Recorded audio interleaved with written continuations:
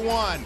We welcome you to Houston, Texas, a matchup in the American League West. The Seattle Mariners, they're surging 10-3. Here's how it reflects in the standings. The Mariners have really done a great job moving into third. Justin Verlander in so many ways, right, Plummer? No, there's some striking similarities. Hunter Brown grew up in the... And Julio is at the top, Ryan. Yeah, we've talked all about Julio Rodriguez, and for good. Let's see what the approach is going to be against Julio, and he swings off the glove of the right fielder, McCormick. And here's it. And right then and there, laid off double for Julio. Here's Eugenio Suarez. It was interesting, Dusty Baker talked about adjustment with the young catcher Yainer Diaz coming to the inside, just like you just saw to Suarez right there. And what's crazy, too, I mean, obviously we're going to see JP here in the next couple of days, back in the Mariners uniform, but his gear on and everything, he was struggling. 216 out of the leadoff spot, but not the case lately. Gino goes down, swing group. Now that pitch clock can affect you in many ways. Here's Ty France.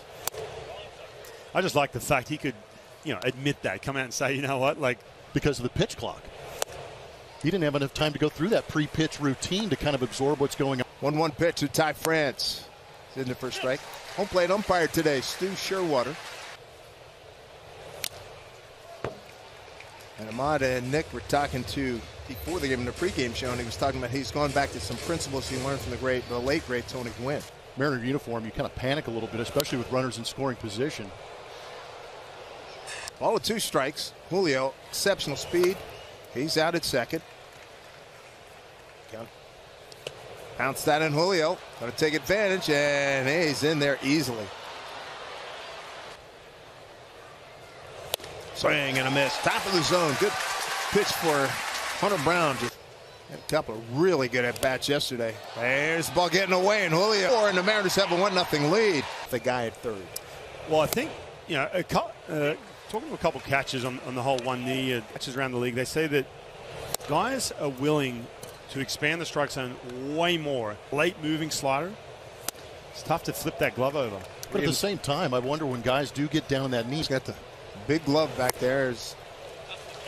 Teo did not like that call. Spin these days. Yeah. Payoff pitch, swung on him, fouled back. Well, that's why I'm kind of curious to watch this matchup. You guys talked about Teoscar. Run in on the board for the Mariners. And up high. So 2 wild pitches and a walk, 2 strikes. Just laying off that 1 pitch per at bat. And all of a sudden it forces pitches to be on the attack a little bit more. On Friday. Generally a good fastball hitter. 2-1. Pop back this way. Yesterday he was on a tear. To the right, 2-2 pitch. Fouled back. 2-2 with 2 outs. And Mike will see a lot of pitches. He's in series. Houston comes to Seattle late September, and ball 4. Here's Dom Canzone. Caught in between. He did swing. Strike 1. Listen to the rationalization of it. You can see why that decision was being made. It was a breaking ball missed. 1-1 pitch to Canzone. Takes for ball 2. 2-1. 2 out, 2 on. Canzone. Teos coming around to score. Mike Ford motoring, digging for second. RBI. Don't do it again. There's Dylan Moore coming off a 2-home run performance yesterday. 1 to right field, another with an RBI. Dylan Moore at shortstop. With J.P. Crawford expected to be back. 2-0 lead. 1-1 pitch to Dylan Moore. Ground ball, third base, Bregman. Takes his time. Rose up for the Seattle Mariners. Here's Emerson Hancock. Be his 3rd start. 3 for 5 last night. He joins Craig Biggio, and Jeff Bagwell was the only Astros did and got thrown out at second. Was it not unbelievable how similar that was? Eerie. Yeah, laid that left field corner beautifully a couple of times on Jose Altuve, but I guarantee you Jose turned first base. There's Jose Altuve. Pitch away from him, flip it into right field for a base hit. We were talking about this last night, a lot of kids who aspire to. He's got some pop, too. That's the other thing. I remember when he first came up and he started hitting the ball out of the yard. It's just another weapon for him in the box. I was in spring training 2011 with the Houston, and then sure enough, you pay attention the next couple of years, he's tearing it up. Yeah, you throw him into an airport. And I think a bona fide Hall of Fame candidate. Hancock tried to paint, just missed again.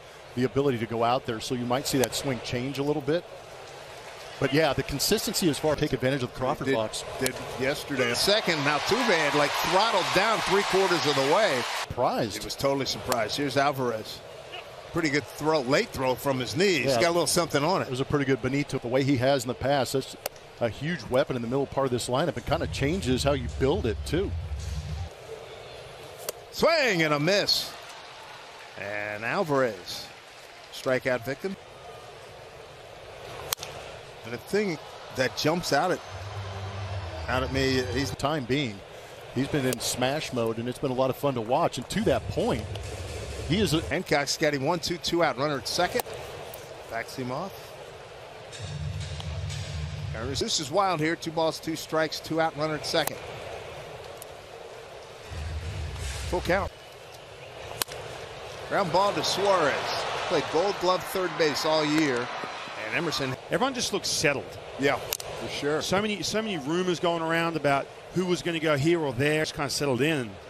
Both of you guys as former players know that anxiety of the here comes the trade in the Josh Rojas the other way past the diving Bregman. Took a big rip there. 0-2.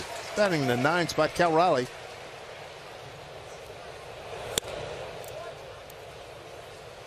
No, it's fun to watch Jerry DiPoto get adjustment to catch up to the Astros, and you got to find pitching, and that's exactly what they've done. Yeah, pitching has been sensational. 1-2 pitch. Hunter Brown. Keep him around somehow, not trading him away. And O'Keefe can't catch up. Third strikeout. Well, right now, here's the must-see TV guy in baseball, Julio Rodriguez. But he is incredible in center field. All right, runner goes. Throw down to second. Not in time. You start to fall asleep a little bit, holding the runner, adjusting your times, and Rojas came over or went to Arizona in that Greinke deal that brought Greinke. That's right. 0-1 to Gino.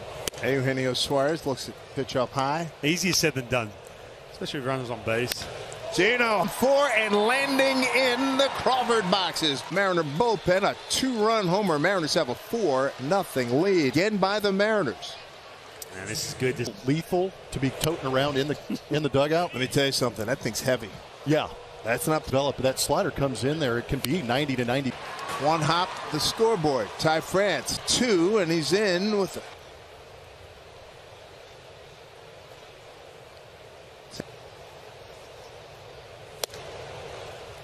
Good rip at it. 1-1. Yeah, I saw that. 2 innings. You know, the Astros are trying to manipulate the innings of some of these pitchers. Little hang time there, right, boys? Yeah. The other one the other night was even better because it stayed in the. That's right. Well, the ball staying up there, that doesn't happen too often. Good pitch by Brown to strike out.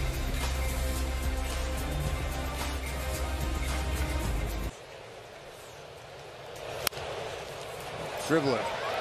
Gonna be a tough play. Gino, bare hand. Hits the fastball well, but in center field, but Julio and Teo. It's going to be Teoscar Hernandez. He was able to hang in there for a long time. He stayed in for the whole game as the pitch fouled off. Yeah. There's a double play depth. There's a fly. A long run for Hernandez, but he's there. Yordan Alvarez is super patient. And there's not that one size fits all, I think, you know, watching some of these hitters. 2-0 count here. Corey Julks, line drive into left field and taken care of by Dom. A 4-0 Seattle lead.